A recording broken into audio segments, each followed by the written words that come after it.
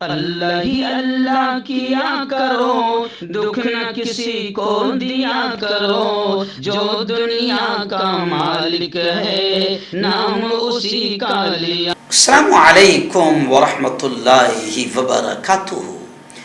दोस्तों, आज special news में एक वीडियो मैं आपके सामने पेश कर रहा हूं जो तकरीबन 2 दिन से सोशल मीडिया पर बहुत ज़्यादा वायरल हो रहा है। ये कहा जा रहा है कि ये वीडियो हिमाचल के कांगड़ा का है, लेकिन इस वीडियो में आप देखें कि भगवा आतंकवादियों के हौसले कितने बुलंद हो चुके हैं कि एक मुस्लिम बुजुर्ग है, कारोबारी है, चादरें वगैरह बेचता है और अपनी गाड़ी में लेकर गांव-गांव घूमता है, मगर भगवा आतंकवादी किस तरीके से उस मुस्लिम बुजुर्ग को परेशान कर रहे हैं।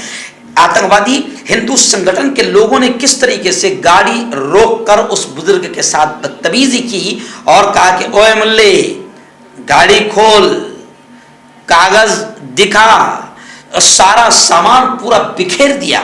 बाकी सब कुछ वीडियो में आपको नजर आएगा। सिर्फ वीडियो को बताने का एक मकसद यह है क्योंकि जो बड़े चैनल्स हैं वो ऐसी वीडियोस को दिखाकर बकायदा इन आतंकवादियों पर कड़ी कार्रवाई करने का डिमांड नहीं कर रहे हैं। हम ये चाहते हैं कि हुकूमत तक सोशल मीडिया के जरिए से ये बात पहुंचे और ये जो भी भगवा आतंकवादी है जो माहौल को खराब कर रहे हैं, इस प्यारे देश में हिंदू मुसलमानों में नफरती पैदा कर रहे हैं, इस मुल्क के अमन और शांति को ख़त्म कर रहे हैं, इस वीडियो को दिखाने का हमारा मकसद ये है कि हुकूमत तक की बात पहुंचे और इन आतंकवादियों पर कड़ी कार्रवाई हो। लेकिन हुकूमत से हमें उम्मीद तो है, थोड़ी सी उम्मीद तो है, लेकिन उम्मीद इसलिए भी टूट रही है क्योंकि हुकूमत ने अभी तक हरियाणा और मेवात के तलवार लहराने वाले भगवा आतंकवादियों पर कोई कार्रवाई नहीं किया। पुलिस वालों के सामने जो भगवा आतंकवादी AK-47 और बड़े बड़े नए हथियारों से गोलियां चला रहे थे, अभी तक वो आतंकवादी पकड़े नहीं गए।